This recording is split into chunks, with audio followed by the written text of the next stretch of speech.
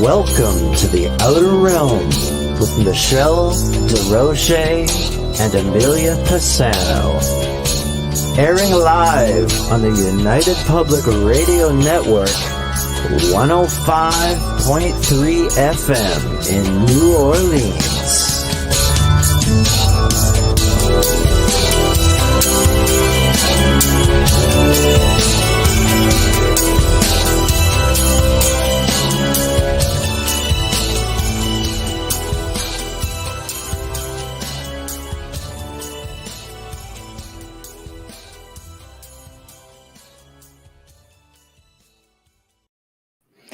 Good evening, everyone. Welcome to the Wednesday night segment of The Outer Realm. We are broadcasting live on the United Public Radio Network, UFO Paranormal Radio Network, 105.3 and 107.7 FM from the beautiful city of New Orleans.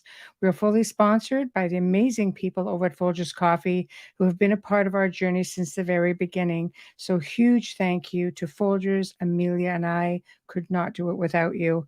Also big thank you to Justin Snicker, aka Dr. Snick, the Sonic Surgeon, for his contribution of his time, his music, and his voice for the intro that you just heard. He's an award-winning composer of Halloween horror, sci-fi, and dark wave electronic music, which can be found on any of your favorite music platforms.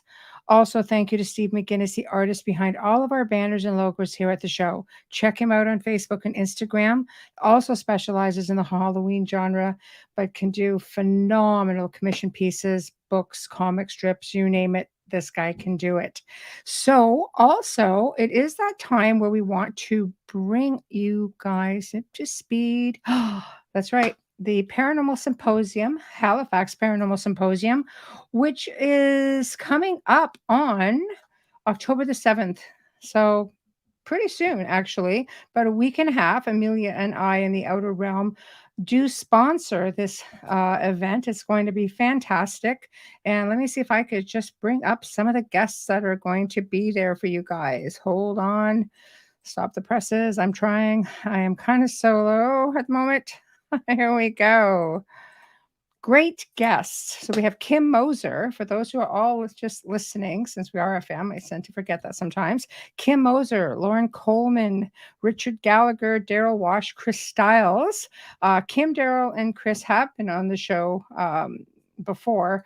And I know that the director, Dr. Elliot Van Dusen and Dr. Daryl Walsh are going to be on tomorrow night.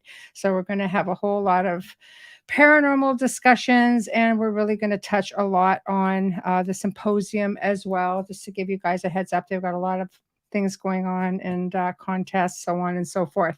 So heads up for that. So tonight we're doing something a little bit different. I've been super excited about this. Dang, thunderstorm ruined it for us last time. So anyway, they are with us this evening. And we are really proud to welcome Daniel and Teresa Duke, authors and historians and the great-great-grandchildren of Jesse James. They're going to be discussing their book, The Mysterious Life and Faked, you heard right, Death of Jesse James. If time allows, we'll touch on one of their other books called Secret History of the Wild Wild West. Super exciting, which will segue into another segment that they will be joining us on. And who better to consult with and research and write the story about Jesse James, but his great-great-grandchildren, who put a lot of time and research into this. I mean, a lot. So it's going to be really fantastic. So for anybody who's listening on audio, which I know is going to be like millions of people. So we thank you and be patient. For those who are in the chat rooms, remember, people, we've got 7 chat rooms. It's like having a super highway that comes down to like 1 lane. So it's going to be, a little bit, we have a pretty good handle on it, but we can't answer everything all at once, and we have to keep up with the topic. So I see people are chiming in. So hello, Wayne, Tamara, Brian. Hey, Ryan, and Dolly. I know you're in there somewhere.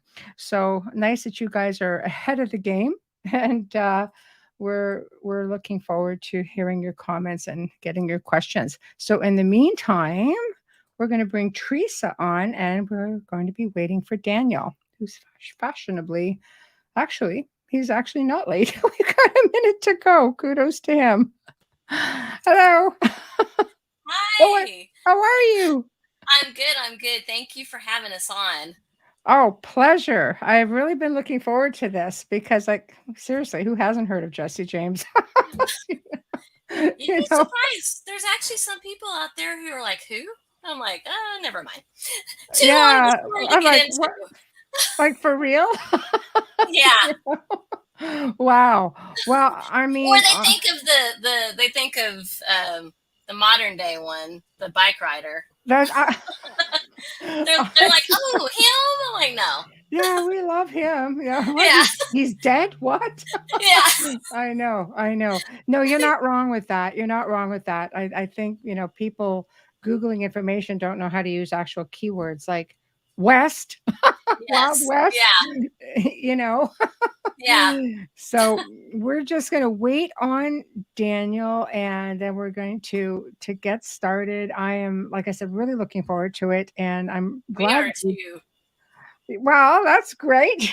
You'll find that Yes. you guys are going to pretty much, take this wherever you want to go. It's going to be very, very laid back. Amelia can't be joining us tonight. She's been off for a little bit with family stuff, and I know she's just sitting there going, but you are coming back on, so she's like, okay, that's all right then. you know so she does send her best, and I know she'll be listening in as she always does.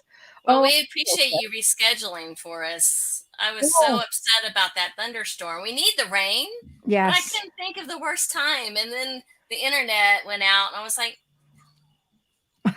It's like, come so on.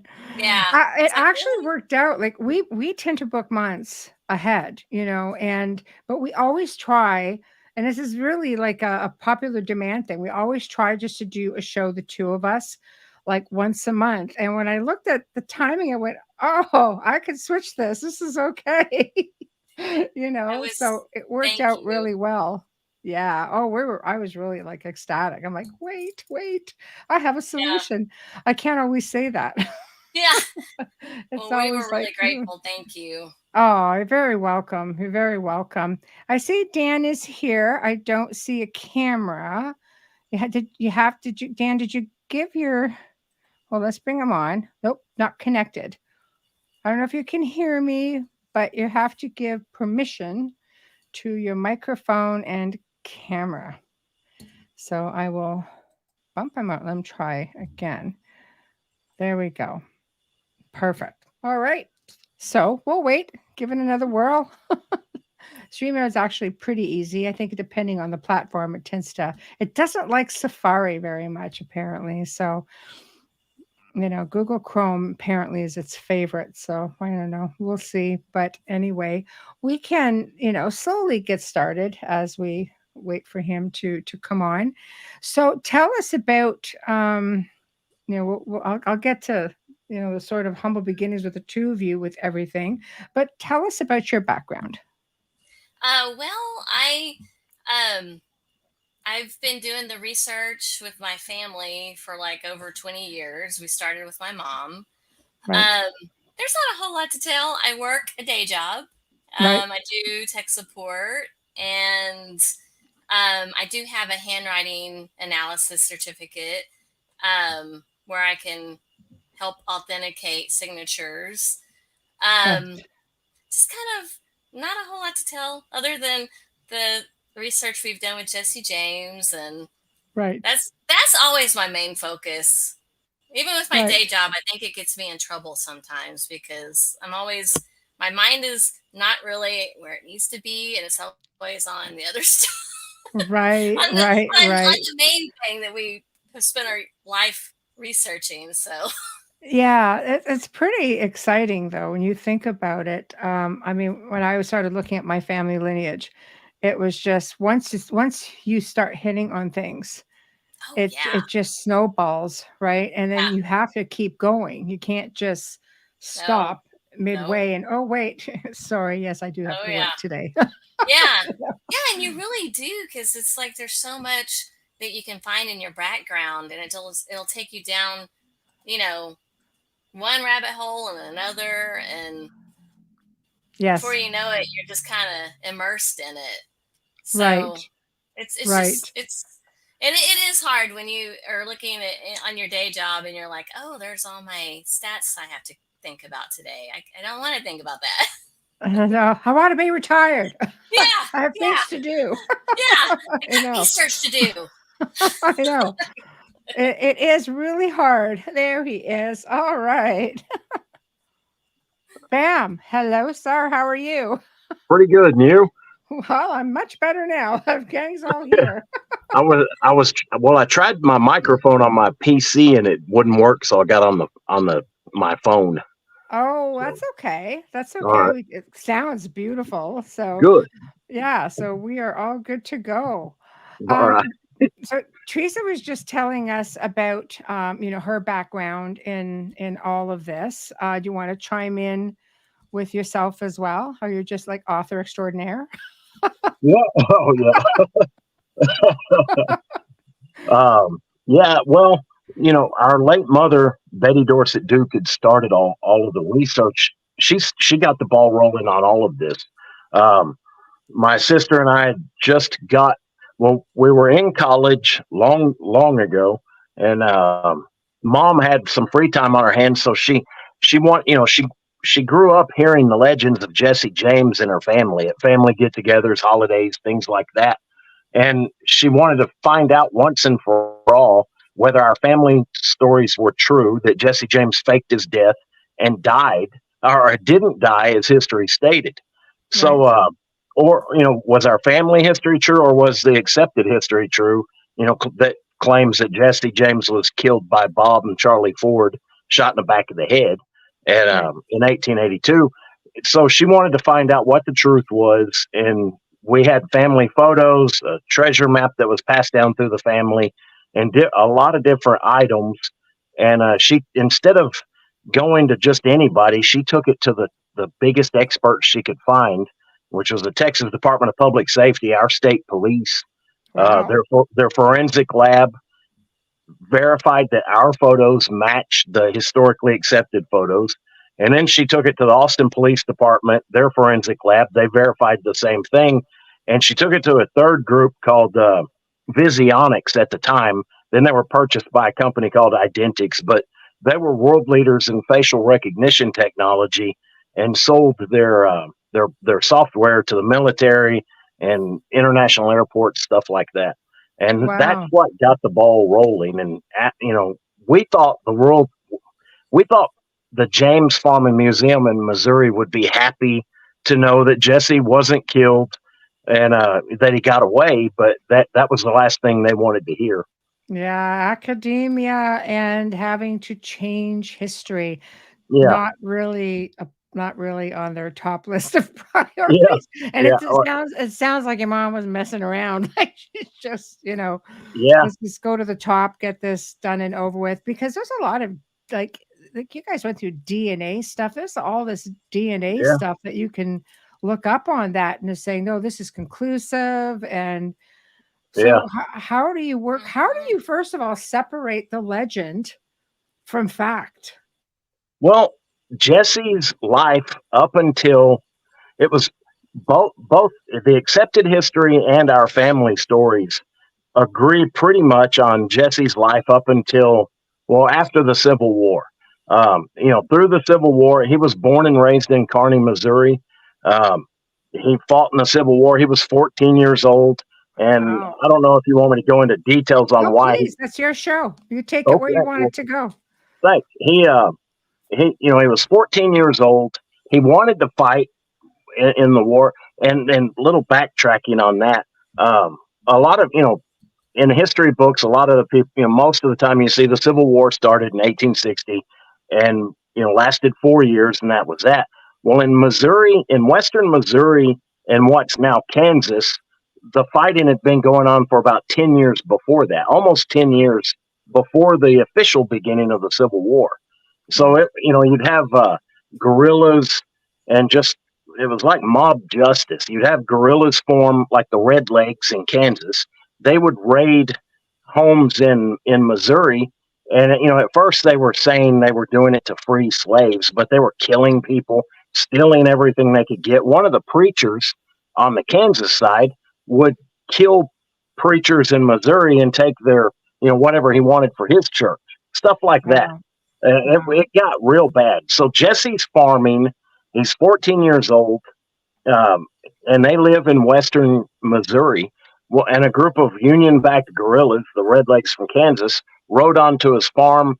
They strapped him to a plow and beat him real bad, and whipped him with their sabers, is what the flat end of their sabers. And then they tied his mom to a tree and whipped her. And some accounts say she was pregnant at the time.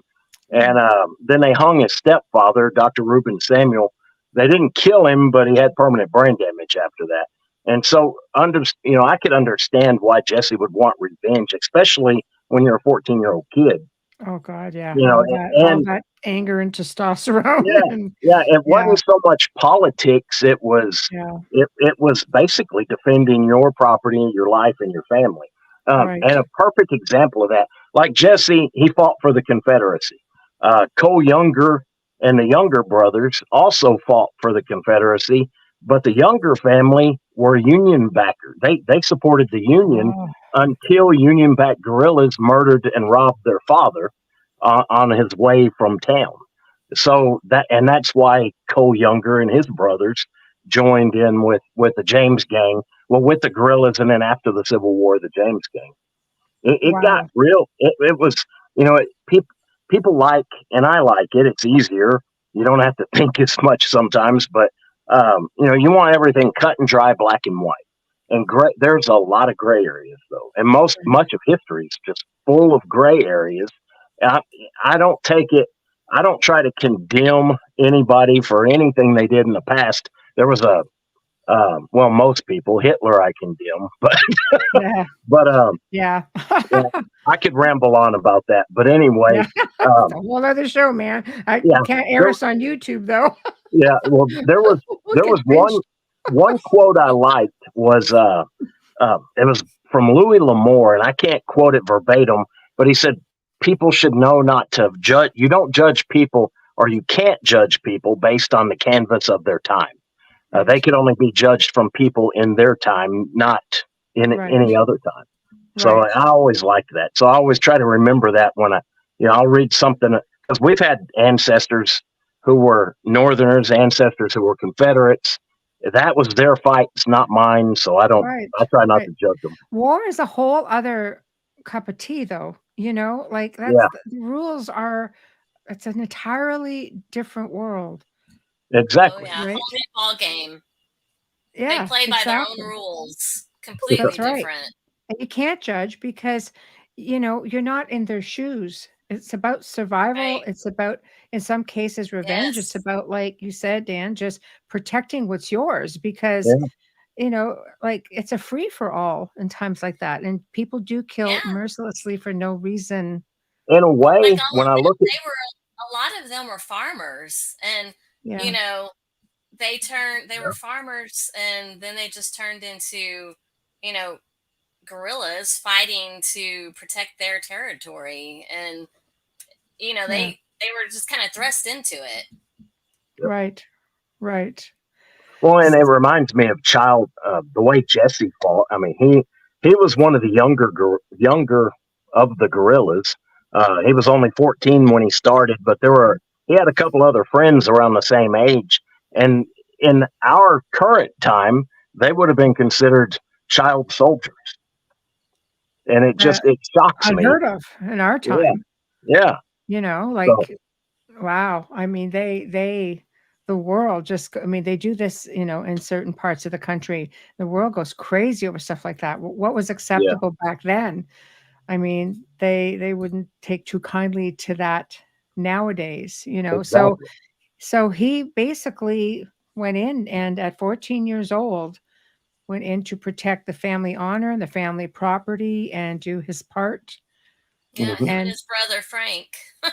Wow. Wow. Yeah. And they obviously survived the Civil War That's true. barely. Oh yeah, Yeah. Obviously. and they Yeah. both did. Yeah. Jesse Wow. got shot. I think he was shot twice in the right lung, two different times during the Civil War. And One time he was actually trying to surrender. yeah, the first time he was trying to surrender at the end of the war, and he rode up, riding up to a Union picket, and they opened fire on him and shot him through the lung. They wanted to finish him off, and he escaped, and somehow he survived. But he literally he had to take care of his lung, dress it, or the wound Yeah. for several years before it finally started to get better. Yeah. Wow. So he did try to do the right thing, and surrender, but when he tried to do it, they tried to stop it, and so Yep. they were kind of forced into that lifestyle. Yes. I guess if that's what you know. I mean, if you have to get clipped somewhere, the lung is the one, organ in the body that can, no, or the liver. Is Oh it the yeah, liver? The liver, one of them can regenerate and heal itself. So I think I it's believe the that's the liver. river. the liver. Yeah, I think Okay. it is the liver. Right. So the war is over and they go on. They've got a gang and they are doing this whole alleged Robin Hood thing, Yeah. which is Uh, what I love about this story. they they that without getting into another topic, well, they were branded outlaws. All the guerrillas who rode with Quantrell's guerrillas, that was a member of, or that's who Jesse rode with. It was Right. a large guerrilla outfit, and anybody who rode with Quantrell's guerrillas was denied amnesty at the end of the war. Right. And they were no worse than the Redlegs that they'd been fighting, for so long. But the Redlegs were on the winning side, so they were heroes, and the Quantrell's guerrillas were considered outlaws. And Right. they if they tried to turn themselves in like Jesse tried, you were killed on sight or given a quick trial and hung. So Wow. they got it, and there's no document proving it other than hearsay and from family and different books. Other authors had said this. Mhm. Basically, he was he was an outlaw. They were branded outlaws, so they lived up to that name. Right. And Right. they most of the tactics. Well, the tactics they were used to fighting a war. It was guerrilla tactics, and it worked great for robbing banks and trains and stagecoaches too. So Right. Right. So basically, big shoes to fill. Big yeah, legend. I and mean, as for the Robin Hood side of it, John Newman Edward was a well-known journalist back in the day, and he had a soft spot for the James Gang, the James Younger Gang, and he wrote wonderful tales. He was basically their PR man the Yeah. wow. entire time for years. Um, anything that was blamed on them, he would write a big article in support of the James Gang. And he Right. was basically their cheerleader in the newspaper world. So Right. Right. That's which is fantastic. You got a whole fan club back there. This yeah, is great. I'm sure there were a lot of people who were just rooting them on, yeah. especially on the heels of a war. Oh Well, yeah. You want a half hero. the You want a country, hero. and Yeah. that's interesting. You said that. Um, Jesse and Frank. Well, half the country at the time thought of them as heroes. The other half thought Yeah. of them as brutal murderers. Mm. But after everything was said and done, like years later, Frank was brought to trial and he was acquitted of any crimes he was ever committed or accused of. He was Wow. acquitted, Yeah. but the funny thing was he became a shoe salesman and did different just odd jobs around the country. But some of his best friends were former Yankee judges. They were judges who fought for the North. And I Wow. thought that was it. A lot of people don't realize that. They think, oh, it's the South versus the North. Hmm. And, that war never ended for any of them. It actually did end. And a lot Yeah. of their good friends were Northern judges and politicians. Wow. Really? Yeah. Wow. That's fantastic.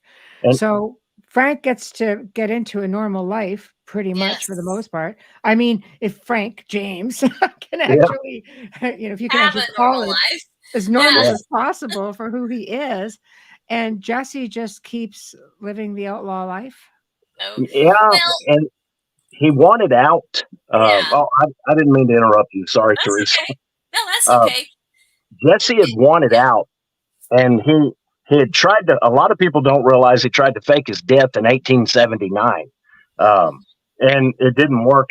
One of his fellow gang members, George Shepard, claimed to have shot Jesse in the back of the head while they were all riding through Indian territory, which is modern day Oklahoma. Right. And George said he shot Jesse in the back of the head and got to town as quick as he could, and got shot in the leg. He got a little scrape in his leg, and claimed that was one of the other gang members who tried to kill him because he killed Jesse. Well, a posse went out looking for the body. They never had a body. They never found anything.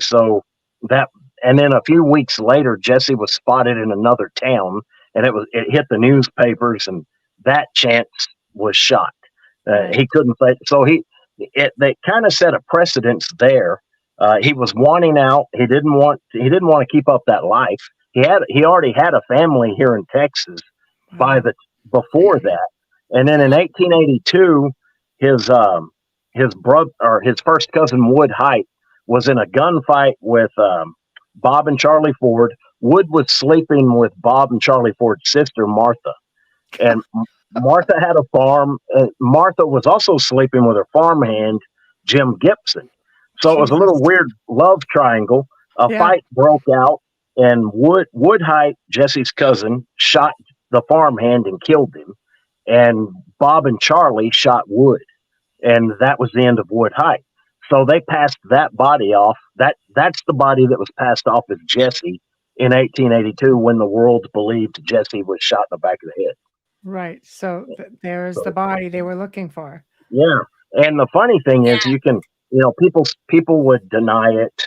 Some of our opposition would deny that was the case. Of course, they have no proof, and there's photos. We have a photo of Woodhite alive and a photo of him in the casket. It looks just like the same guy, and we've got a lot of proof that with tons of proof that Jesse wasn't killed, as history said. But the one thing about Wood is Woodhite came from a wealthy family in Kentucky, and they loved their son. They would have wanted to bury him. Back then they would have wanted to give him a good Christian burial, the way it was worded. And Yes. there's no grave for Wood, no known grave at all, and it's because he was buried in Jesse's spot. Wow. Passed off as yeah. And That's I don't mean to get ahead of myself. I get excited about this and I start rambling. It's your show, guys. Take a read one. I'll keep up, I promise. But our late mother, Betty Dorset Duke, she spearheaded the investigation of the exhumation that was done in 1995. Professor James Stars from Georgetown University got together with the James Farm and Museum in Missouri, and they decided to exhume the grave and prove once and for all with DNA that Jesse died as history said. And our mom, and no pun intended, but she shot their story full of holes. They used the grave they exhumed had multiple bodies in it. It had male and female bones in the same grave. The coffin, that was in the Tupperware on the farm. I'll get to that in a second. So the grave they exhumed had male and female bones in the grave. They couldn't get anything that revealed any DNA. So to test it against a family in Oklahoma who claimed to be related to Jesse, but were later proven not to. But I'm trying to not get ahead of myself on this. So they dig up the grave. It's got multiple bodies in it, and female and male.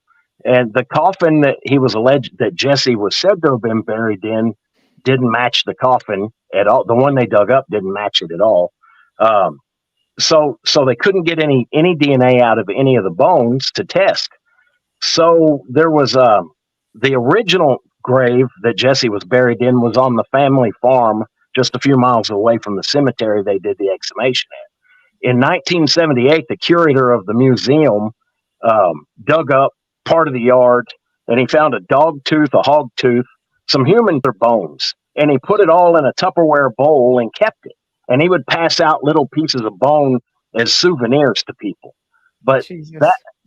that yeah, exactly. That's Well, just they like a claimed, sideshow thing. yeah, and of course they claimed that was Jesse's bones in that Tupperware bowl. And first of all, that's the furthest thing you could get from an Right. exhumation. But Right. so they had the bones in the Tupperware bowl, and Professor Stars, he wasn't a professor of forensics. Forensics was a hobby. He was a law professor. He claimed that was the only choice they had, was to test that tooth against the family in Oklahoma. And they tested the tooth and claimed that it matched. And he proclaimed to the world that was the tooth that told the tale. Found out later that all the background of that tooth, there's no chain of custody. It could have been anybody's tooth. It could have been somebody from the James family. It could have been anybody. Doesn't prove it was Jesse's. And the people who they tested it against in Oklahoma had a questionable lineage. They can't prove who exactly they're descended from. But for James Stars and the Missouri James Farm in Missouri were just trying to wrap it up real quick and make the world believe that was Jesse, and it ended up they have no proof at all. They ended up actually shooting themselves in the foot and making themselves look worse. The attorney, the former Clay County commissioner, who was in charge of holding the teeth and a sample of hair that was said to have been Jesse's, by court order, he was ordered to turn the tooth and the hair over. The hair he submitted, he told my mother and me to our faces. He pulled that hair out of his friend's head and submitted that. And the funny thing is, they built one documentary they did around that entire hair, and it had nothing to do with Jesse. It was pulled out of out of the head of a man named John Hartman, who was the Clay County Parks director at the time. And all he would say about the tooth, he said, "I guarantee you the tooth had the same origins," and that's all he would say about it. Right. So hog? Yeah. Well, when we came out with our late mother came out with all this, people Danny, connected to the James Farm. Go ahead. also tell them, Danny had a discovery during that time when they were doing the exhumation as well. When they came out with the results, they said they compared the supposed hair with the relatives of Jesse James, but Danny found some evidence showing that there was a question within their line of ancestry. Yeah, I mentioned that a minute ago, where they have no proof as to where they came from, who they're descended from. There was a lot of questions. Yeah, there was a lot. It was wild, but they I can't remember where I was leaving off at. Something about the DNA, the tooth. The other thing, the hair. Professor Stars, being a law professor at Georgetown University, claimed that Missouri State had a law, because people asked, well, why don't you just exhume Jesse's mother and test the people in Oklahoma against her DNA? That's she would have the mitochondrial DNA they were looking for, because that's only passed down through a female line. And people started asking him that, and he claimed falsely that the state of Missouri had a law that said you couldn't exhume a body unless it died under mysterious circumstances or a murder, something like that. There's no such law. We went down to the University of Texas, and we're talking to attorneys there, or law professors, and one attorney, and they helped us look for any law, and there's no such law. He just made stuff up to fit his story. And also at Mount Olivet Cemetery, the whole thing was just a big joke. It was crazy. they were known to move the headstones, and they did Yeah. that because they feared the people would come in and try to steal Jesse's bones. So they would move the headstones. So they don't even know for sure if they were in the right grave. Yeah. There's Right. just so much to it with that exhumation. So let me back up 1 quick minute. How exactly does history say Jesse was supposed to have died, and where was he supposed to be buried? Like this, obviously, it's the cemetery you're talking about now. Yep. Okay. They said that Bob and Charlie in 1882 in St. Joseph, Missouri, that Jesse was living in a house there with his alleged wife and 2 children, and they claim that Bob and Charlie had joined the gang recently, but they were working for the governor who put a price on Jesse's head. The governor, by the way, was a relative of Jesse's, but that's another story.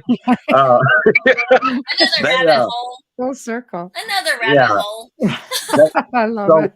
Bob and Charlie, while the way the story goes is Jesse saw, he was talking with Bob and Charlie in the house, and he saw a picture on the wall. They called it a sampler. You know, those little crocheted things that say home sweet home, stuff like that.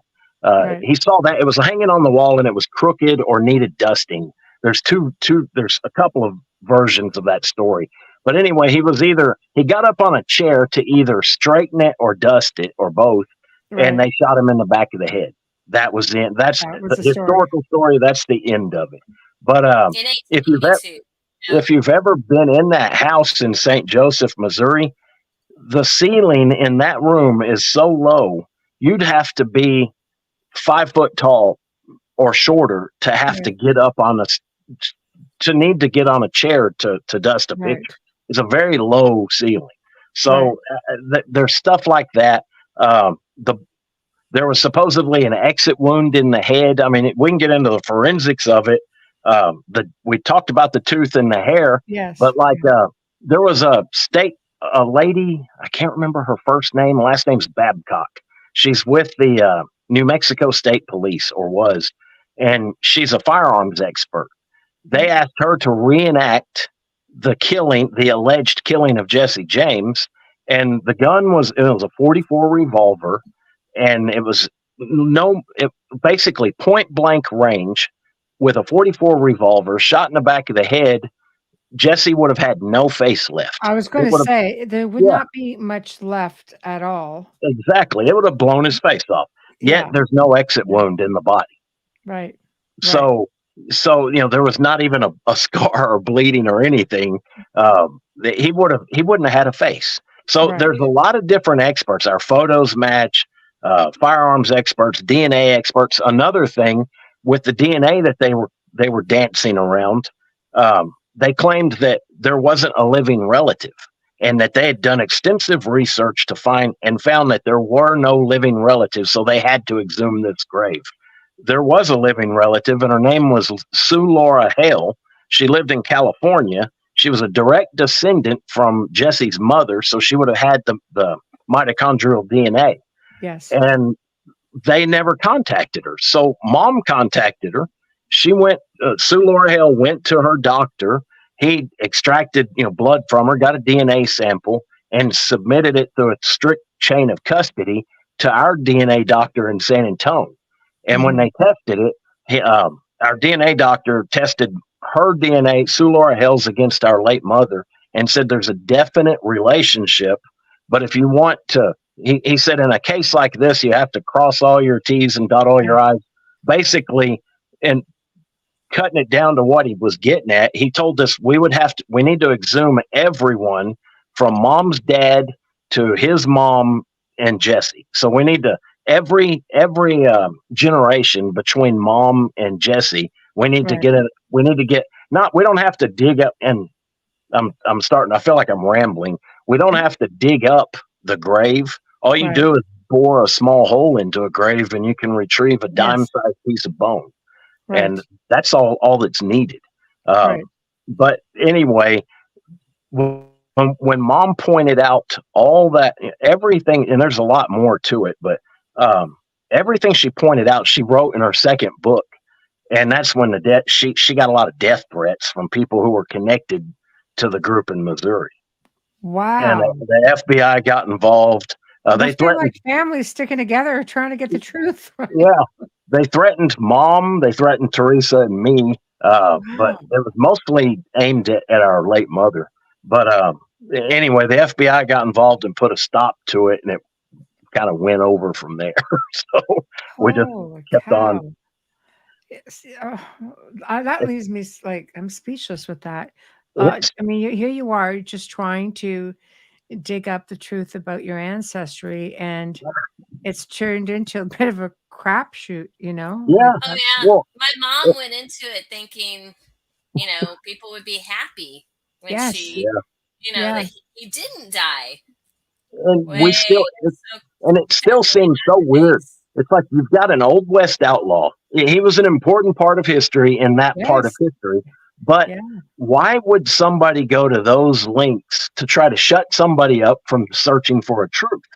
And we know they made at the yeah, time they were bringing in about 7 million a year at the museum in Missouri, and right. we didn't want the museum. We weren't even trying. I don't know if they felt threatened on for that or if it had to deal with ego. I really don't Right. know, but it was really interesting at how far people go for an old West outlaw. Well, I would, I mean, my theory would be, I'm a big believer. Okay, let me get my tin hat on. This might get a bit weird. So I'm a big believer in when, something comes up that you're trying to either bury or put out there, there's something else that you're trying to hide. So there's a lot Yeah, of mysteries surrounding, his life. And like when you mentioned, oh, we had like a treasure map. Where the heck did that come from? And yeah, is yeah. that something somebody wanted to get a hold of? Or, like I think it gets a little bit convoluted. Like there's a trail of stuff in his life. I'm sure he's had many phenomenal adventures, so to speak. Some not so great, but some pretty interesting. That's true, Who would not and want a piece of that than an alleged family lineage? that I mean, makes you sense. guys can prove it, but this other family could not. So could that be part of it? Well, that makes perfect sense. Oh, and also before I forget, the after the alleged killing, they had a coroner's inquest in St. Joseph in 1882. So the next day, they had this coroner's inquest, and they pulled the lady who was said to have been his wife. Her name was Z Mims. So they pull Z Mims into up on the stand. She gives her testimony, but they asked her, "How old was your husband?" She's allegedly been married to Jesse for years and had 2 children with him. Yet she didn't know how old he was, or if he was missing a finger or not. She didn't know. She didn't know anything about the guy who's supposed to be her husband. Yet she claimed that some jewelry was stolen from her house during all the commotion, and she could detail every last piece of jewelry she had. And I thought that was, there was a lot of odd things. And then they moved the body to the James Farm Museum a few miles down the road at Kearney, Missouri, where the James Farm was. Um, they moved the body there to bury it, and Zer- Jesse's aunt asked Zerelda, who was Jesse's mother. Um, she said, "That's not the Jesse I knew. Who is this?" And Aha. Zerelda was overheard saying by reporters saying she hushed her and said, "That's my rabbit's foot." What mom would refer to her recently killed son as her lucky charm, basically a Right. rabbit's foot?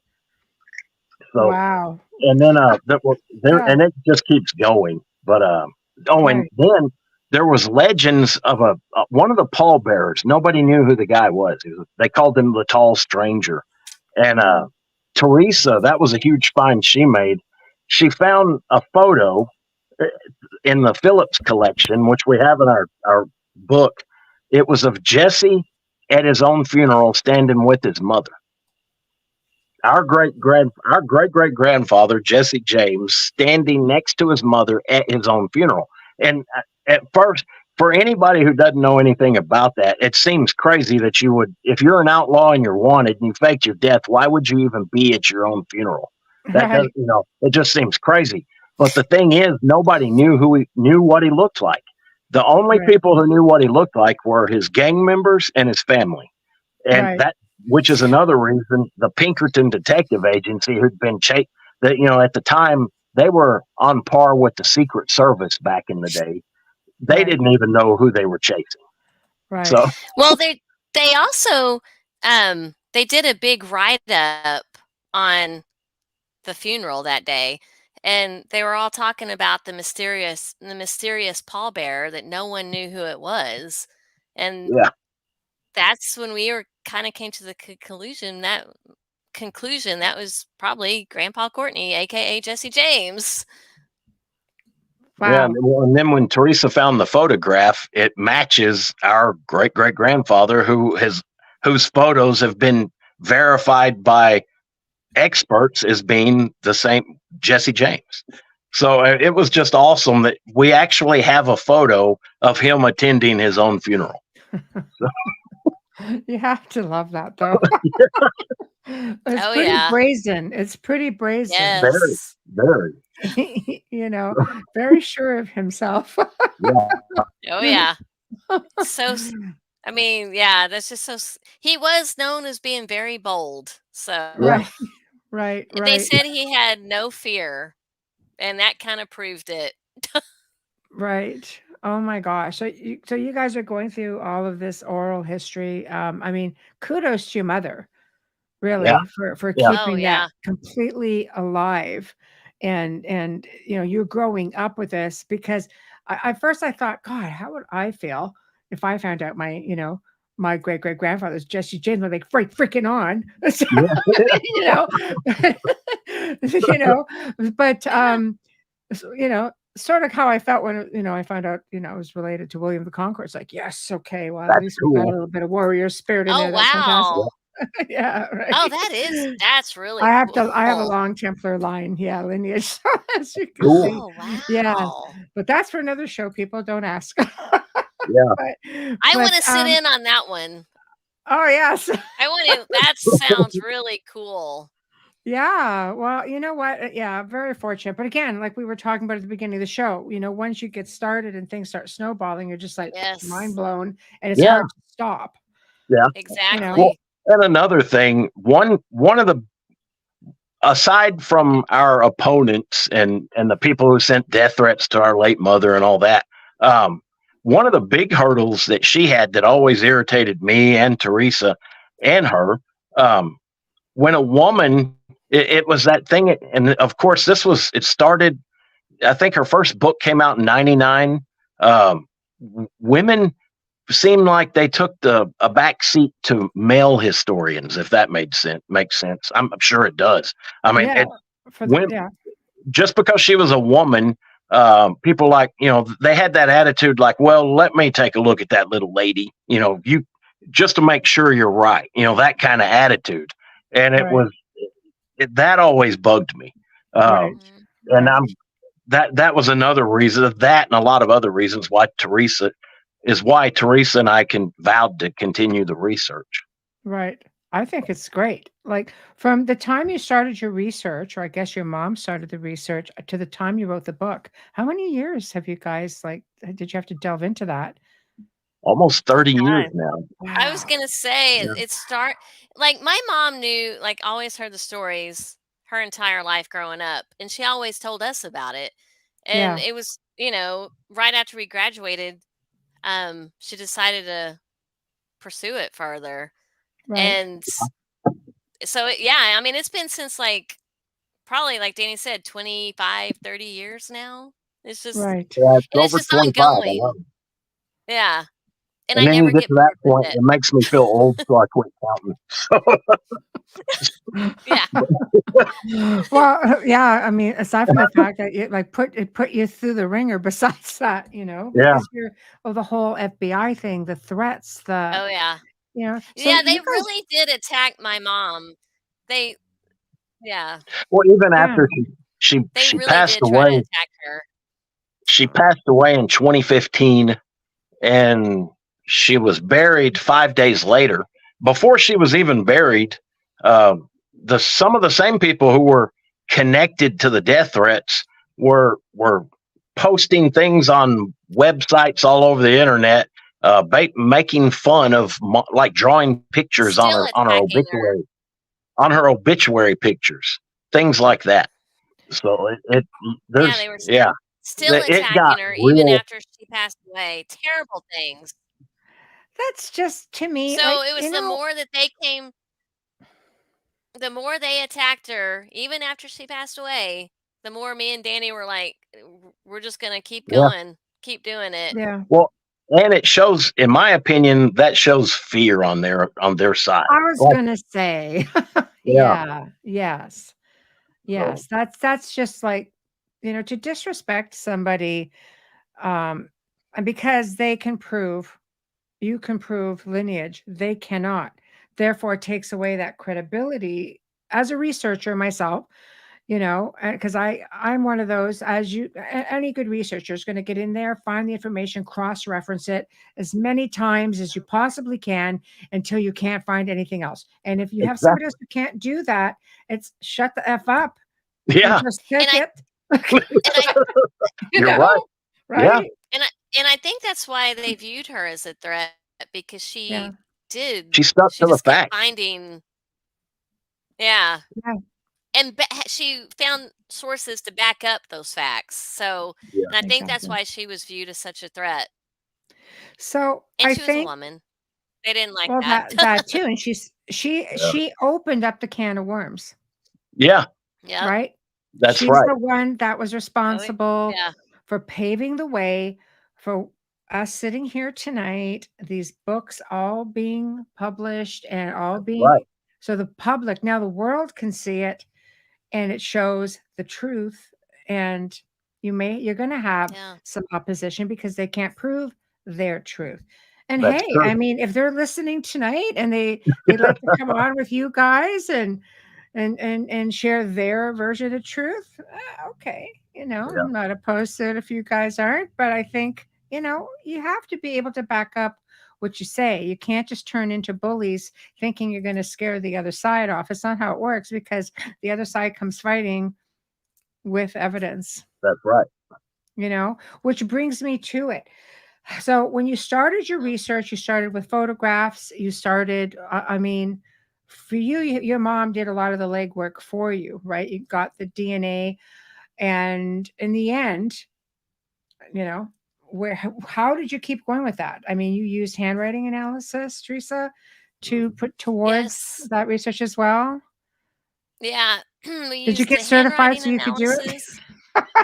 Yeah. I actually did kinda. It kind of, I Too. found it fascinating, Right. and I went with it. Right. um, Good for because you. we did what kind of started that. We have his journal, and Oh, when wonderful. we were transcribing the journal for her first book, I located as his signature in there, J. James. And it was Right. his diary as James L. Courtney when he supposedly, you know, moved on with his whole new identity. But Right. sure enough, we found his signature, J. James, in his Yep. journal. And his And initial JWJ. yeah. And so that kind of did help me spur on to get certified, because Right, right. it was so I just gotta get this fascinating. out. Yeah, So We had, and yeah, just his journal alone is interesting, right, because there's a lot of known gang member names in that journal yeah, right. from So the right James there, gang. he's telling you the Yes, story, yeah. and he also was very paranoid in that journal.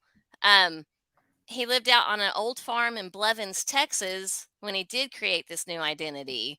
Right. And he would mention in his diary how people would come out and they would say their name, and then he would put, like, in parentheses, or so they say.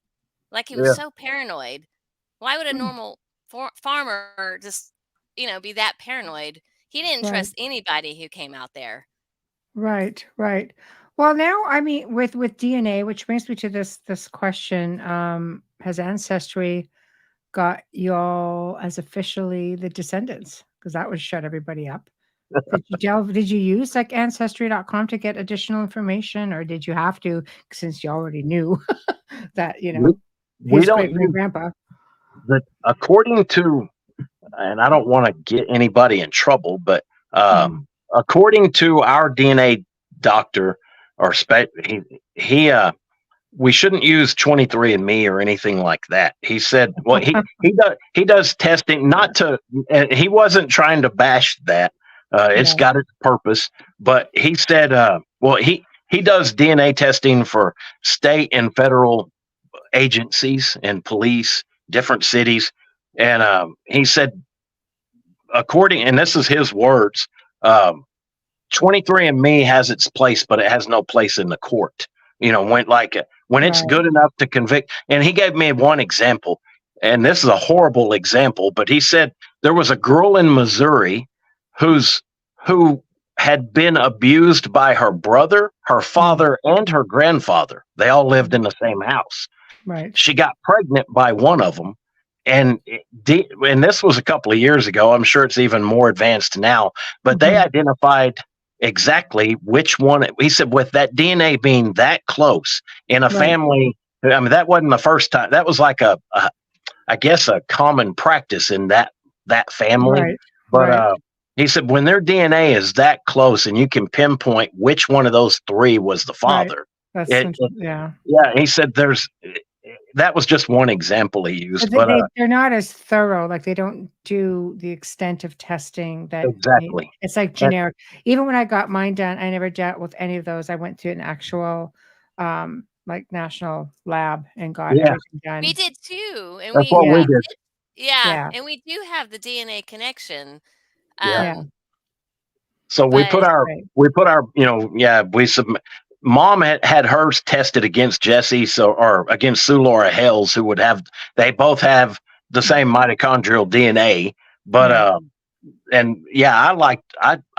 don't know why I felt the urge to put my sample in the DNA bank, so it's forever there. But I don't know why. But anyway. No, that's okay. That's okay. So as you start uncovering mysteries regarding Jesse James, and I'm sure Frank and the gang, what were the most interesting? Oh, we've got one photo. Frank James, for example, he married a lady named Annie Ralston, and she was from a real back the way they worded it in the day was a well-bred family, a well-to-do family. Right. And they didn't like that she fell in love with an outlaw, but I guess most parents wouldn't like that. But so Frank and Annie eloped. They ran off and got married, and it was always a question as to, nobody really knew where they got married. And we had found a photograph. Finally, our late mother found it. There's a photograph, and we have it. It was Frank and Annie at their wedding at Jesse's house in Blevins, Texas. Jesse's in it. Frank and Annie are in it. Belle Starr is in it, and Jesse's parents are there. and also people from the Blevins area who have been identified by their descendants, some of whom still live in Blevins. So that was you couldn't get a better photo than that for us anyway. Other people hated knowing about that. Right. But it's the truth. It just shows, and the fact that Belle Starr was there, I always thought she was a very cool character, and there's a lot more to her than, like, history thinks they call her the Bandit Queen, but nobody really knows what she did. She was like a facilitator in the underground. If you stole a herd of cattle and needed to find a buyer, she'd find the buyer. And politicians, she took care of problems for different judges and politicians, outlaws. If she was kind of like a little mob boss. So it was interesting. Yeah, very cool that it was a woman. Yeah, very strong woman. Yeah, and she and Cole Younger was one of the gang, the James Younger gang, but Cole and Belle Starr were said to have had an on again, off again love affair throughout the years, which it was always that interested me. But when Belle Starr was killed, she was in Oklahoma. She had cleaned up her life. She was riding her horse from town back to her house, and was some man shot her from the bushes in the back with a shotgun. Oh, cowardly way. Yeah, very cowardly. Yes. So, right. and there, right. but that She was must just, have known too much. yeah, she probably did. I'm going to That ask you. could be. I'll ask you a follow-up question because I know it was in here someplace about EVP. So I'm going to ask. If we're going to get into paranormal. So of course, people know. Like I'll ask, like, did you consult mediums or anything like that to? Right, the dead do speak. Yeah. I can attest to that. So the dead do speak. Yes. So It's funny you mentioned that. okay, good. It's funny, yeah. Well, very funny, especially lately. She may be watching tonight. I think she's watching. I'm not sure. Heather Besser. She's probably. I think she's the best medium there is. I've never seen anybody. She knows stuff, and I'm very skeptical on things like that. She was. Here we are, Heather. Hi, Heather. Good. Hi, Heather. Heather is awesome. And we've spoken to Heather. I've always been real skeptical of this kind of stuff, and just kind of took it with a grain of salt. If kind of like a horoscope. You know how a horoscope can they're so vague, it's gonna fit. But when it came to Heather, she got detailed, like pets' names, pets we've had who we never put online. We don't talk about them, and I've seen her do it to other people. She's awesome. It blew my mind. It's amazing. So you thought some of she mentions a lot of details that aren't widely out there. That's where it. Yeah, and I guarantee because anybody could research us and find stuff about us online and put things together. But she said stuff that I know for a fact haven't ever been put online. Yeah. If you have mediums on your show, she'd be a good one to have on your show. Right. I guarantee she would blow. Absolutely. We're always open. I wish she could pop on now. Heather, well, I mean, if you're there, Heather, let me know, and I can. I don't. You guys would have to send her a link since you have the contact info. Oh yeah. To bring her into the show. So basically, you figured, okay, she seems straight up. She's got this information that nobody else has, and she gave you some validations. I take it. Yes. Very nice. Especially on the theory about who we believe was buried. What height. Right. Yeah. And here's another interesting thing. Talking about Heather, her spirit guide is Etta Place, and that was with Butch Cassidy and the Sundance Kid. Right. Yeah. Etta Place, Laura Bullion, Butch and Sundance. That's her spirit guide. She said. Well, I won't tell you her whole story. I'll let her tell you. Right. So, but it's amazing to me. Right. And she has really a lot of things. We have a lot of factual stuff we can back up, but then there are things like just speculation that we have, speculated on. But she's confirmed that for us, and that's just a real good feeling to have that confirmation on the things that we can't back up with. Sometimes it's what kickstarts things. For me, it was my deceased grandfather would come through with all this stuff, and he'd leave things on my PVR. I'd be like, okay, who put this on the PVR? It's nothing I would even watch. I know it wasn't me, and everybody in the house I don't know what it is. So then, Grandpa comes through on a reading, like a month down the road. He goes, well, now she gets it. Well, thank you for that, But when I watched it, I'm like, oh. And then he's like, okay. And then they get the ball rolling, and he spearheaded all of that from the grave. And I went on and did all of the physical, scientific and DNA and all that stuff. It's funny you mentioned that because we've never really discussed this, but when my mom did kind of really get really into it, Yeah. there was this feeling that was so thick in the air that I could Like an even feel it. electrical charge. It was like an electrical charged atmosphere, and it was Right. to the point, like, where she was like, that's kind of what really did spearhead it, because and we didn't ever mention that, but it No, was but she was she part of heard it. She still wanted to yeah, be part of it, it right? Yeah. was And push almost you like this. guys and Yeah, it was something in the air that just seemed like it was pushing her to do this, One yes. and like so yeah. what you had mentioned earlier, um, you know, we can get the DNA. We've got all the census records, birth certificates, death certificates, Mhm. all of these records, his diary, photographs, all of that. And it tells a great story, but there's a lot of details that facts and, paper records, Mhm. DNA, that it Yeah. can't tell you the story. Where, and, Right. Yep. and there's always going to be, there's always going to be some mysteries surrounding anybody throughout history, and that's where the medium just it seems to fill it fills in not just normal gaps, but some of them are mind-blowing. It's like, oh Yeah. my god, It I've never opens even. up other doors. Like, I have Yeah. Oh, equipment yes. that talks, like very expensive equipment that talks I had designed.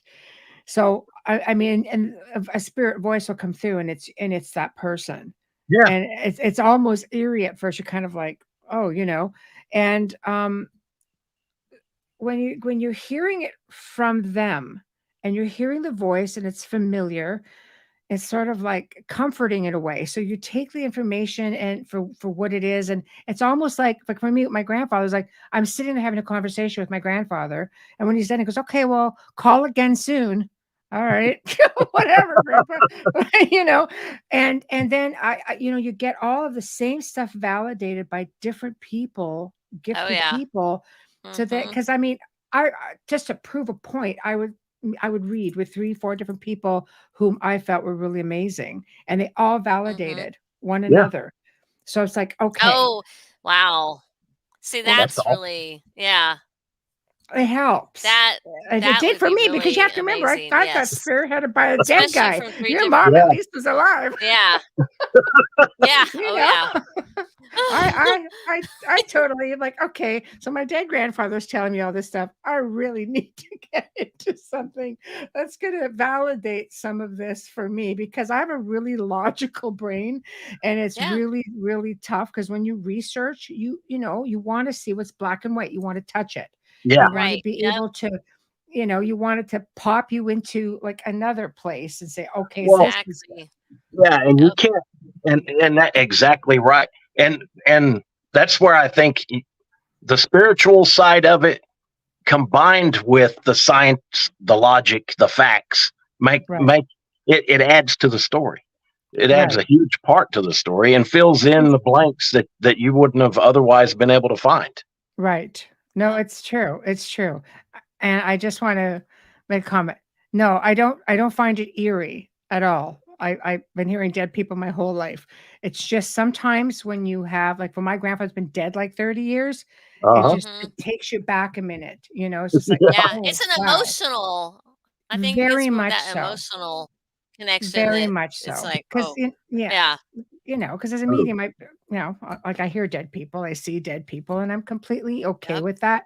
But when it's someone so close to you, it's still like, oh, It's because you yeah. realize, like, I really miss that person, and I haven't heard Oh, this yeah. person's voice in a really, really long time.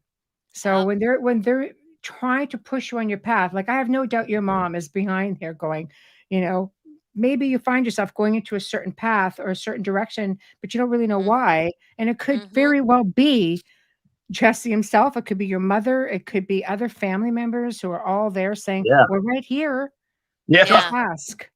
Right? Next thing you know, That's you true. find this article, it's like, "Where'd this come from?" They're like, "Right?" Yep. Yep. Oh, yeah. Well, that's like when Teresa had mentioned earlier about the electrical charge. It's like the air was charged. You could feel It it, was and it was and thick with always electricity. it would Right, always show up. We're researching, we're doing everything we can do, you're making headway, and then you come to a brick wall, and you don't know what. We never gave up. We would just start looking at everything. Um, and just hoping we'd find a piece that unlocked that door. And then around the time where you feel like you could give up, although we weren't going to, that's when that would happen. It's like there's an electrical charge, and one of the three of us, Mom or Teresa or myself, one of us would find just a major find that would push the whole thing forward. Right. And I always wondered, was that help from the other side? Was it just, why that electrical charge? It was, I don't know. I think it was spiritual help. I I think agree. I also feel like it was just. I have a hard time admitting that, but I do think it. So. Hey, Well, I you're on think this it journey, was guys. destiny pushing her. I think it was destiny pushing her. It was destined to come out, the truth. Right. Yeah. Well, maybe, maybe he was pushing her to tell the truth, because it is a story that needs to be told. I mean, at any point, you find the signatures, Jesse James. Did he at any point, to your knowledge, like just come out and say, "No, man, I'm Jesse James." Like, come on. And people like, yeah, Yeah. of course you are. No, really, I am. Yeah. Yeah. Because I was his looking. new life so well that people like, sure you are. Yeah. Because I remember looking through the journal, and I was like, one night I was just combing through it, and I was like, why couldn't he just put some kind of hint somewhere in here? And then later that night, I took a break and I came back, and there it was. And I was like, oh my God. Yeah. They did leave you a pretty big hint, I would say. It doesn't get better than that. Yeah. Right? Yeah. That's true. Yeah. And I It mean, was crazy. you would think that Frank somewhere along the line would have slipped up, because you're born, you're raised with your brother, Yes. you go through thick and thin, you just almost die together, you just go through all of this, and how all of a Yes. sudden you just say something, you're just calling him something entirely different. Like, there had to have been something there. And Yeah. Frank, there's not a whole lot on Frank, and that is another person. I would like to know more about Frank after he went on, to live his life. And Right. it's always been focused more on Jesse. Right. And Yeah. I want to know more about Frank. So I don't know. Right. No, Maybe, I mean, maybe they'll hear that and they'll bring something to us, I hope. yeah, well, hey, you never know. I mean, Yeah. he took a back seat. You have that term, your brother's keeper, Yeah. And Jesse was the prodigal son for Yep. whatever reason, right? So Yeah, it's Frank sort was of more serious and quiet, and right. Jesse was more, the bold risk taker. So Yeah, there's a funny story about that. First of all, Mom always said she felt sorry for Frank because it was Jesse and Frank, not just Jesse. Yet Jesse was the one everybody remembered.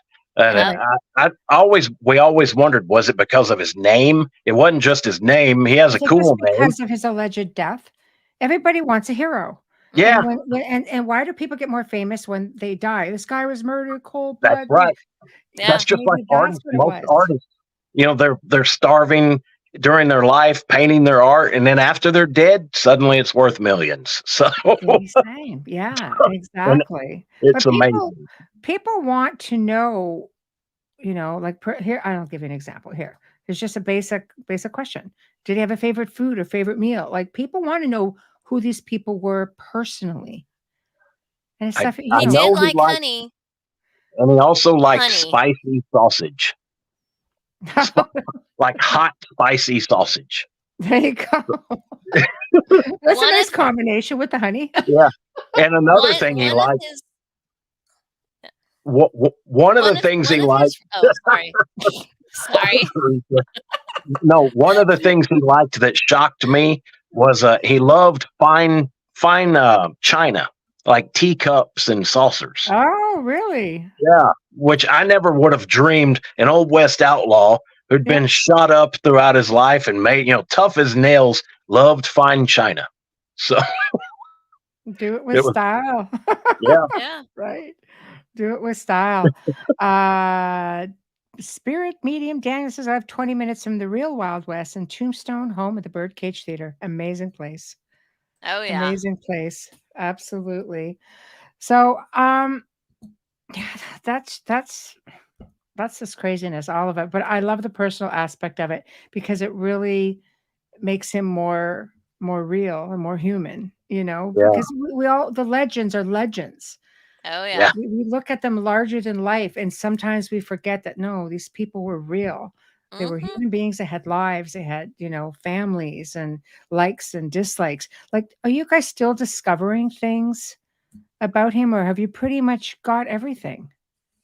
I don't think we'll ever stop. Well, like we've gone over a little bit on like on how he didn't die, as history said. Yes, Uh, yeah. some of our evidence that we've found over the years, things like that. But then there's a lot more to him.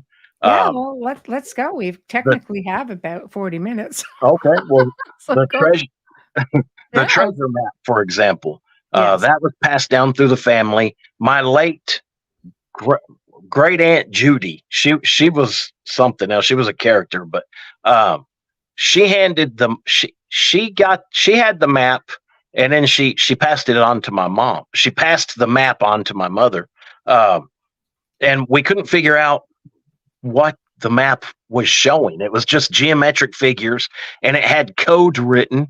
The code was fairly easy to break eventually, and Mhm. it told dollar amounts in gold, greenbacks, and silver. He called cash greenbacks. Yeah. Um, so it was gold, greenbacks, and silver that he buried, but there were no topographic marks or anything. And I Right. thought, oh my God, this is insane. I don't know how anybody could find that. Well, then Right. later on, we of course I kept that on the back burner, but just always wondering where do you start for something like that? Uh, and then over the years and during research, we'd hear stories that Jesse and his gang were part of the Knights of the Golden Circle.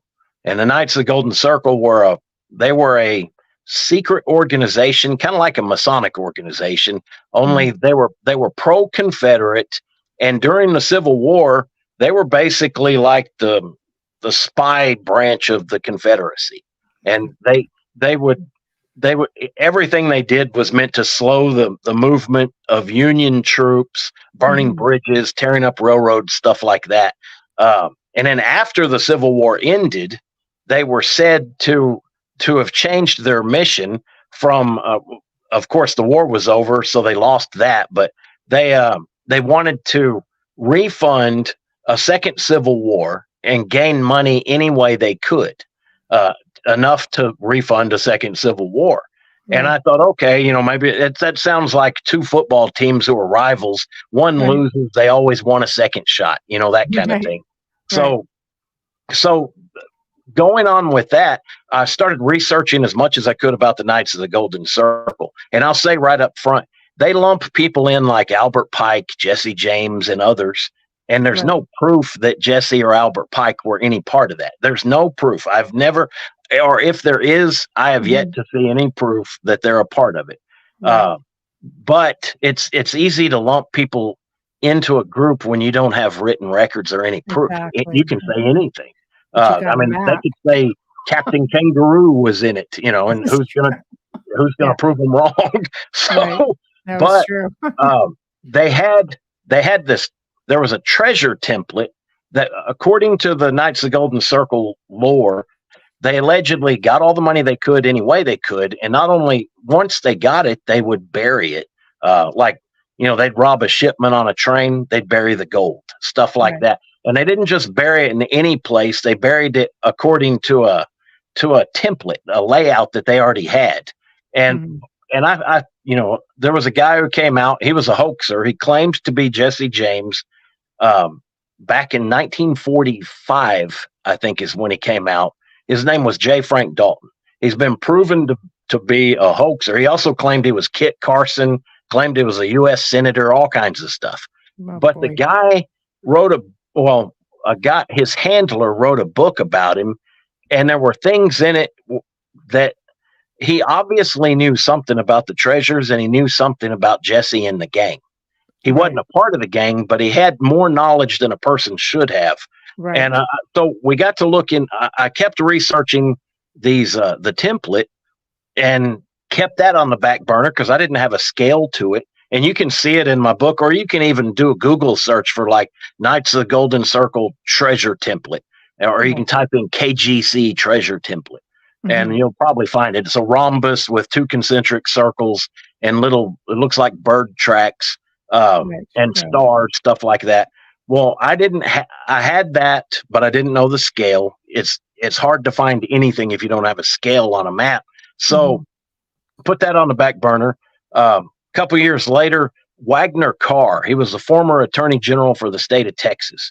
He was also involved in the Kennedy assassination, the Warren Commission, stuff like that.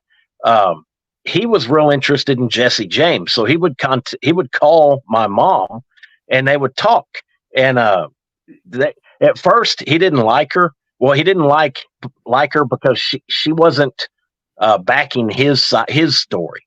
And he ended up being they ended up good friends before he died, and he wanted her to write a book about him. But long story short, he sent his driver out to show my mother and I where 3 large catches were recovered by, according to him, according to his driver, the people who recovered the treasures here in Texas. One's just right down the road from me, about 12 miles away.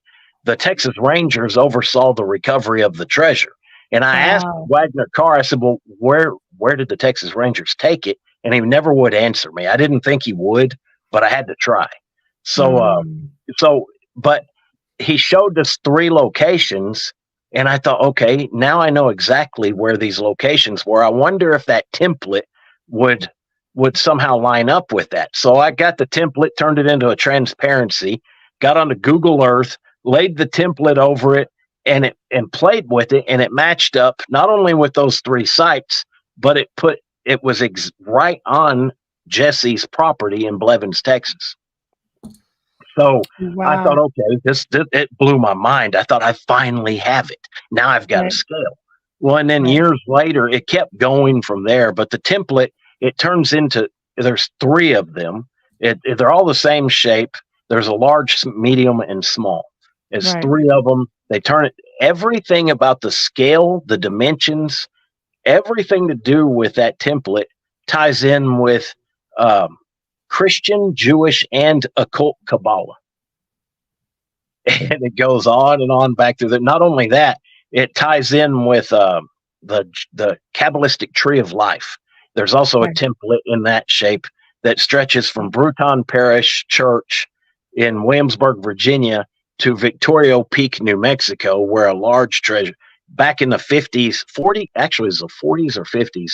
I'll have to look at that again. When they recovered that treasure, it was allegedly $3 billion in gold. The one that was in Victoria Peak, New Mexico. Right. And where did this all come from? Like, these are just heists? There was an old man named George Romey, World War II vet, 32nd degree Freemason. When he was a kid, Jesse was an old man. Jesse died in 1943 at the age of 97. George lied about his age when he was like 14 and joined the war. He went over to Egypt and that. Wow. But before he joined, before the war started, he was about 10 or 11, and Jesse hired George to help him and swore him to an oath. They moved 700 bars of gold and buried it. And George drew the map exactly where they buried it. He said everybody, when he got back from the war, the 3 boys who helped him were dead. They died in the war. He was the only one that survived of that group. And all the old men, Jesse and 3 of his old friends, were all dead, just of old age. And he said he swore an oath, so he never went. But he thought enough of our mom. He said, I think that would belong to you. You're in it for the truth. You're not making up stuff. You honor the past. And so he told us where it was. Well, it turns out that treasure, where he located it, at the time it wasn't, but now it is. It's on Fort Hood Military Reserve. There's no way I'm going on that. Yeah, that would be impossible. No. Wow. It was 700 bars of gold, each weighing 15 pounds each. that's more gold than Jesse and his gang stole during their entire criminal career in that one catch. Yeah. And he buried other catches around Oklahoma, Texas, different Would you places. think he was burying them for this organization then? Yeah, and it's not the Knights of the Golden Circle; it's Freemasonry. It's Right. tied in. It's tied in with a group within Freemasonry. Right. And Right. I'm a Freemason. I'm a Scottish Rite Freemason. Very But nice. and it was then that's why I became one. It was Yeah. one of the reasons why I became Good. I understand. yeah. Right? So, Like understand the whole yeah. movement of it. Yeah. Well, Yeah. when I got into it, and I know this sounds corny, who wouldn't want to find a treasure? I would love to. Yes, Even so. now, I would love to find a treasure. But my reasons have changed completely. In order to figure out how the treasure templates worked, the scales, the dimensions, I had to study things I'd never dreamed I would look at. Prior to that, I thought Kabbalah was something Hollywood celebrities did with a red string around their wrist, and that's as much as I knew about it. Afterwards, I found out that's a topic in itself that's so deep you could spend several lifetimes and never really know all of it or even half of it. So it's true. It's true.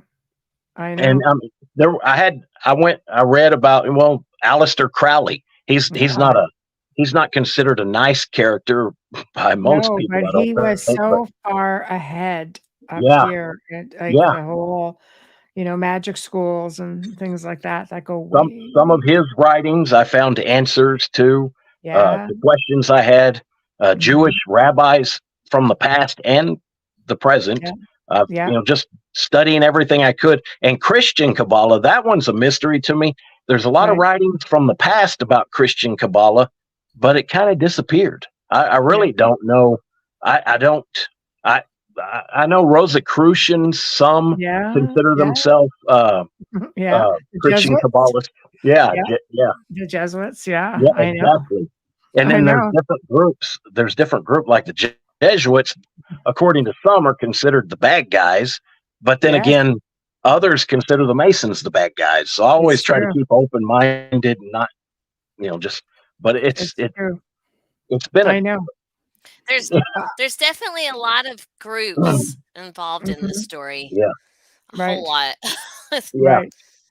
It definitely seems to hop around a lot. Just reading different things that you sent me, to give me an idea of discussions and so on. And it's just like, my gosh, it's really hard to pinpoint, because now like this could end up segueing into like the next segment. Just, so like, do you get tempted, especially knowing that this treasure is there and it is on military land, just to prove the point, like just to prove it's there? I've thought about it, but I also some of the larger ones like that one's definitely a large one. I have a feeling they already got it. I have a feeling that's why the base is where it is, or one of the reasons anyway. Because they would know. There are people that will be high up enough to know exactly. Yeah, and as part of the whole organization. Right? Exactly. And people in that group are more they've got a long reach. And, and not just that group. You don't want them knowing that Yeah.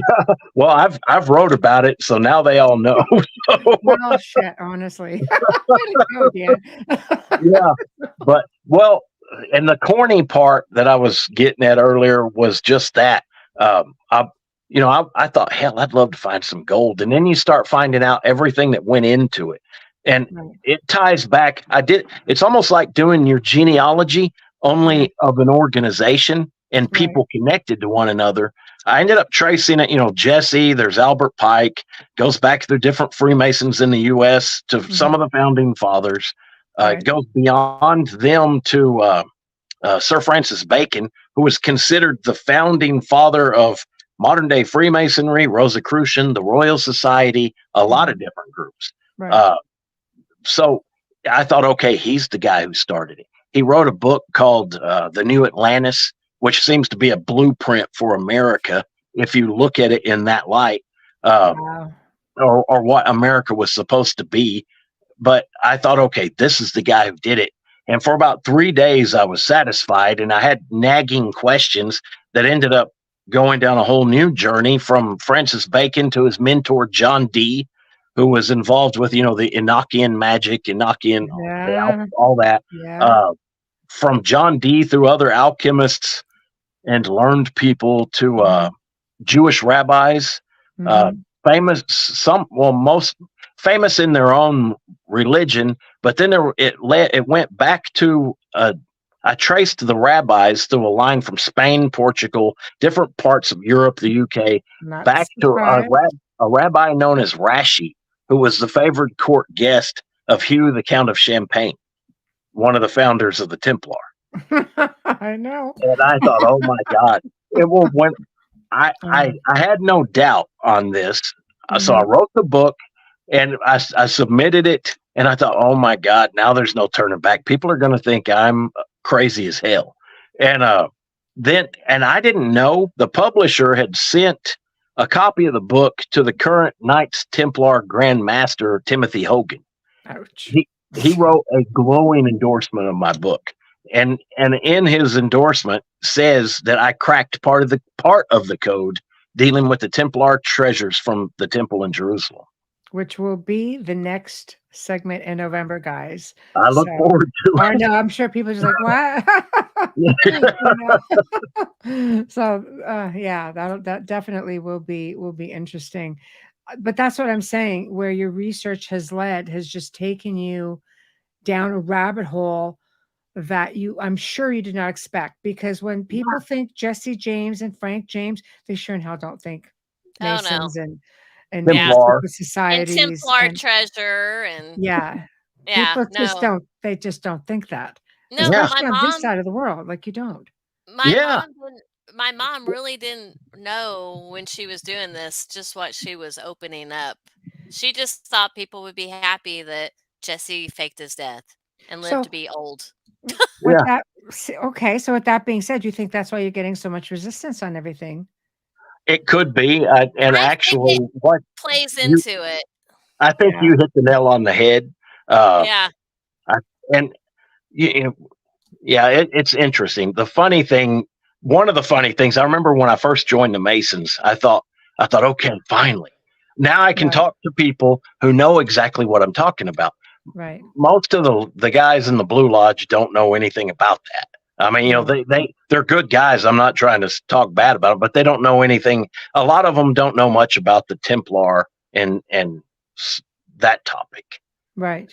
If that makes sense. When you get higher up, you start learning more, but in a different light completely. Right.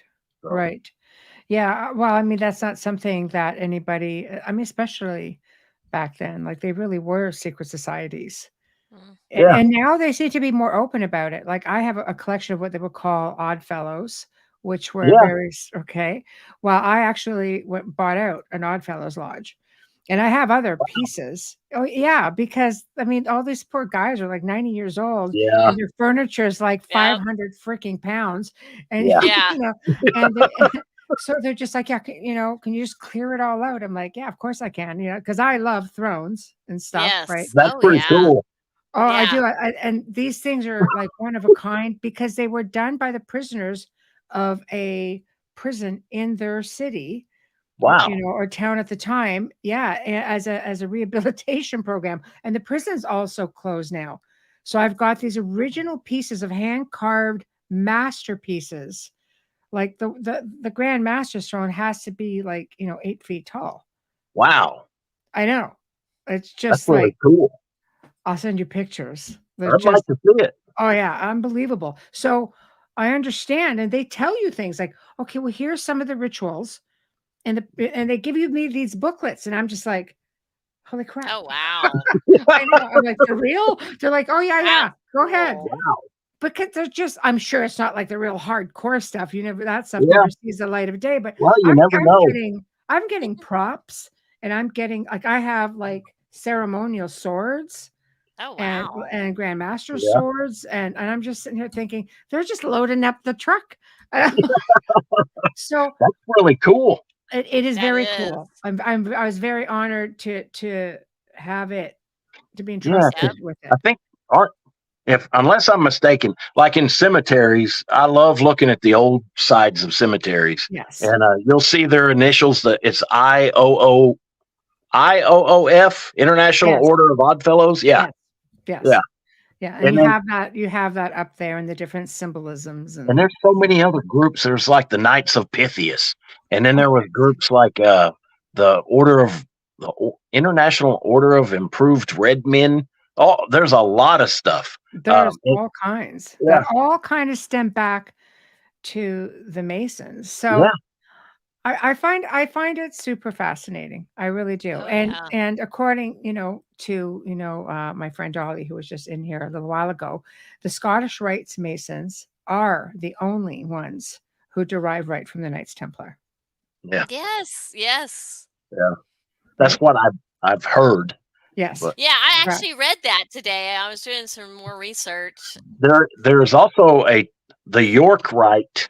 It's Yeah. interesting because on the when you after you're a third degree, a master mason, you become a master mason. That's the third degree, and Yeah. then you can either go Scottish Rite or York Rite. You can do both. I know a lot of guys who are both, but I haven't gone York Rite. I went Scottish Rite, and if you get without getting There's- into any details, I'm having to watch yeah, myself on some things, but of course. um, like on the York Rite, the top of that one is Templar. You're a Knight Yeah, Templar, that's right. but it's interesting. It It's just is interesting. yeah, It is interesting. For sure it is. but I love the Scottish Rite, and I can say this. I mean, I can say anything that's in print. If it's Right, in print, I'm allowed to say it. So, right, and there's a lot in print. You can find just about everything online. But right, the esoteric side of it, the Scottish Rite is more esoteric, right. and in Louisiana, they're more esoteric than most of the other states. We're the keepers of knowledge.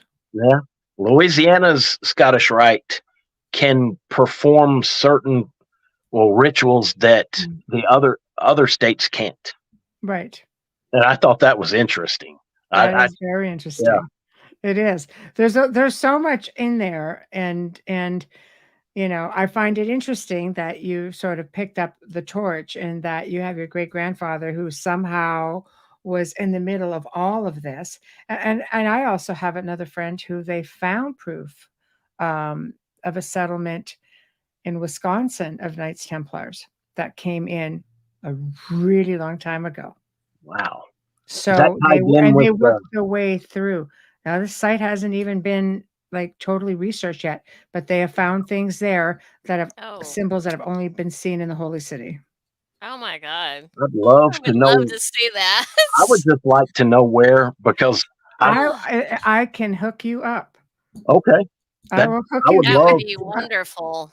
because they would have come in and they would have worked their way. They would have worked their way down. Oh wow. And Yeah, and from probably from Scotland, a lot of connections to the Native American Indians. yeah. Lots Um, of them. And this is on a reservation. Oh my that's God, that's interesting. really cool. I think he's the grand archivist. I know another Freemason who's an author, not William McCann. It's a different guy. Dang, William Mann. I'll have to get anyway. He's an author. He's also a Templar or a York Rite and Scottish Rite, and I think he's the grand archivist for Canada Right. of the Scottish Rite, I believe. Anyway, he's a member of a tribe as well, and he talks about the Templar and the natives. They got along great. Oh yes. Uh, There's stuff surfacing everywhere and that would and tie just in. locations loaded. I often wondered, Quanah Parker, he was a famous Comanche chief.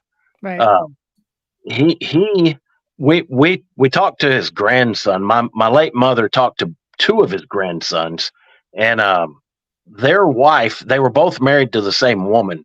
She was married to one, and he died, and then she married his brother, and he Right. was also a chief of the Comanche. They were descendants of Quanah Parker, the last great Comanche chief.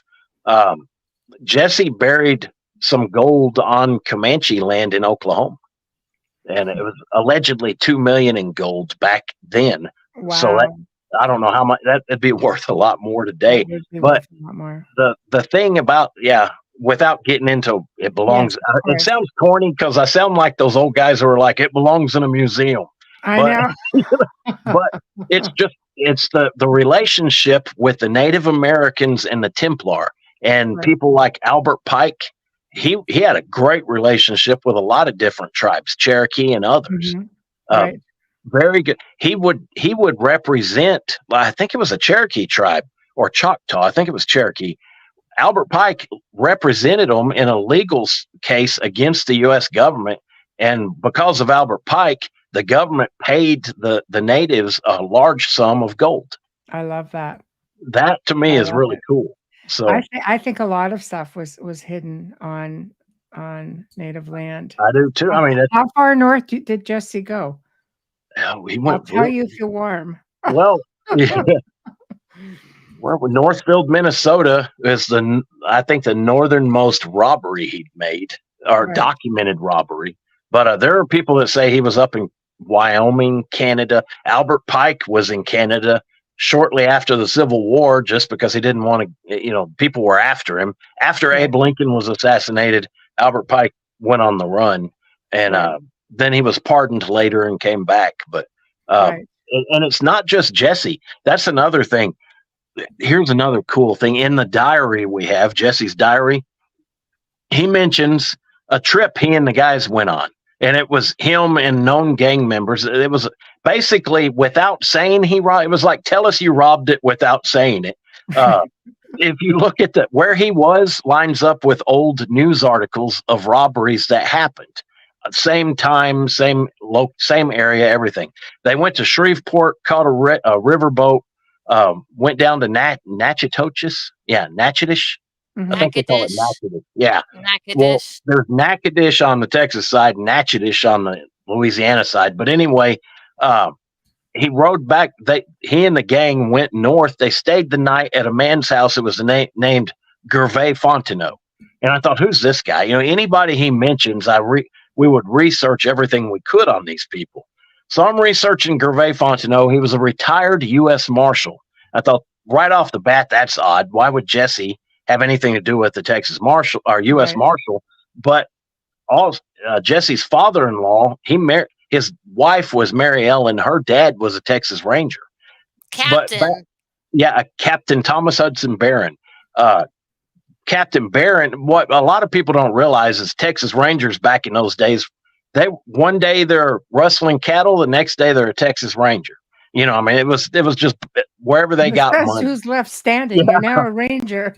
Exactly. So, and I wondered if it was the case with Gervais Fontenot, the former U.S. Marshal. But the cool thing about Gervais, I found his family's genealogy, and Gervais, according to their genealogy, is a nephew of Jean Lafitte, the famous pirate. Wow. And it just ties in. I thought, okay, pirates, outlaws, this is getting weird. But it's Freemasonry tied a lot of those people together. Yes. And it was almost like a network, just like the Templar used to do. I mean, Templar, after they were banned by the church, a lot of those guys were said to have become pirates. So, I mean, it's not really that far. There was a branch of them that did, yeah. But like you had mentioned earlier, when we first started this, it's like, we thought, okay, he's an old West outlaw, end of story. We didn't, in our wildest dreams, I couldn't have come up with this kind of stuff. Templar treasures, pirates. And I think what happens is when you learn in school or in just human nature is to categorize everything. It's like, okay, he's an old West outlaw. He belongs in the old West in a little town, and they shoot guns, and that's that. And then, these other characters do their thing. There is no gray area, but there were. And I think it bothers a lot of people when they've got their mind mentally, they've got everything categorized and stacked up real nice and neat. Then something jumps out of that box and it throws the whole thing out of order. And I think it causes a lot of people to have different types of reactions, if that makes sense. Right. No, it absolutely does. It goes against the grain. Yeah, it does. You It know? does. Yeah, But it goes and against the grain. that goes back to that old saying, "The truth is stranger than fiction." It Right. truly is. Right. I agree. I agree. I mean, you guys are definitely proving all of that. And I think like I am just mind blown because I grew up thinking it Jesse James, Frank James, and when I have to take my pick of outlaws, it was always Jesse James. So I was thinking to myself, yeah, this is gonna be great. And now, because I believe in synchronicities and I don't believe in coincidences, and I come from like a Templar bloodline. So for Oh, I do me, too. Yep, I do right? too. And I think that when things tie in together, I'm sitting here kind of thinking, this is actually pretty amazing. Yeah, I love it. I love it. really. So I know. So, guys, we're coming up to the top of the hour. So I want you to hang in Okay. when I sign us off, and I'm going to fill you in on a couple of things. But tell everybody how to get a hold of you, where to buy the books. I'm going to pop the book right back up here and do this one. This is the one we've been talking about. Let me get rid of the banner so we can. There we can see Teresa's name as Yeah. well. There we go. All right, shoot. All right. Yeah. Our book, Teresa. I'm sorry. Now I'm getting tongue tied. Our books, you can find them at anywhere books are sold: Barnes and Noble, Amazon, Simon and Schuster, our publisher, innertraditions.com. There, and if you want to learn more about us, you can go to our late mother's website, which is jessewjames.com. jessewjames.com. Oh, And okay. See, I didn't have that one. his middle name was Woodson. My site is under construction right now. I Okay. don't know what I did, but I messed it up. So, Oh. but mom's site's still going, and she's got a ton of information on there. Right. And yeah, let's see. I'm trying to think of anything I may have missed. You know of anything, Teresa? No, just we're on Facebook. Yeah, Right. I Facebook, think Twitter, I think All of you're your Instagram. on links will be in Instagram. here. Yeah, Oh, I'll make yes. sure all of your links are in here. So maybe just fire me off the Jesse James one, and I'll put it in there as well. Okay. So when people come on, they'll be able to find it. Just click on it and go to the books. All the links that you sent me are actually Okay. in the broadcast. Oh, great. Good. Yeah, Thanks. try to make things a little bit easier. So so now I just have to go through some technical stuff. Bear with me. So guys, we have come to the end of another fantastic segment. Let's not forget this guy right here. There we go. The Halifax Paranormal Symposium, which is, of course, Halifax, Nova Scotia, in Eastern Canada. And there's going to be some great guests. You know, Amelia and I, of course, the Outer Realm, are sponsors of the symposium. So that's an even like cooler thing to Yeah. remember. So I wish I could actually get there, but unfortunately, it's just my schedule. Like, good luck. I just can't seem to catch up with anything. But here are the guests for this one-day event, which is Kim Moser, Lauren Coleman, Richard Gallagher, Daryl Walsh, Chris Stiles. Daryl Walsh and Elliot Van Dusen will be on tomorrow evening, so you guys will have to come and check them out. So their podcast is called The Dueling Parapsychologist. They're a hoot. They're a lot of fun, really knowledgeable. Chris Stiles has been on. A lot of people will remember Chris from the Shag Harbor investigation, which was really huge with the Canadian and U.S. Navy when this happened back in the back in the 70s, I think it was. So really, he's going to talk about a lot of things. So definitely prep up and get ready for that. And in the meantime, again, big thank you, because I didn't do the sponsor ID or anything right smack in the middle of the show like I was supposed to, because I was just like, Sorry so about my bad on that.